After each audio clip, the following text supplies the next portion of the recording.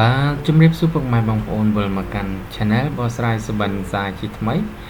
ថ្ងៃនេះផងដែរខ្ញុំនឹងលើកយកទាក់ទងនឹងពុកម៉ែបងប្អូនសុបិនថាដួលបាទ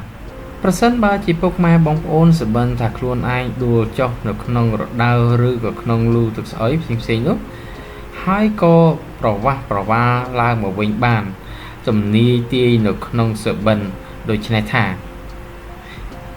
ការដែលពុកម៉ែបងប្អូនគ្រងគិតទុកនឹងបានផលសម្រេចដោយដែលបានគិតទុកគម្រោងនៅដំណាក់កាលដំបូងនឹងមានឧបសគ្គខ្លះប៉ុន្តែ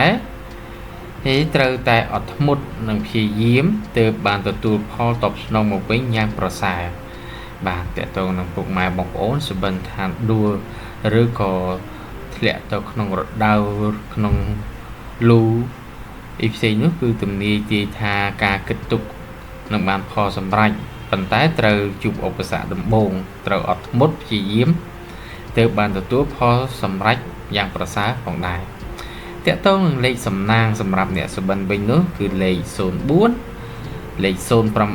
08លេខ048លេខ408និងលេខ448បាទតើតើនឹងពុកម៉ែបងប្អូនសុបិនថាដួលគឺមានអត្ថន័យនៃការបកស្រាយខាងលើបាទជាចុងក្រោយនេះក៏សូមអរគុណពុកម៉ែបងប្អូនដែលខំចំណាយពេលវេលា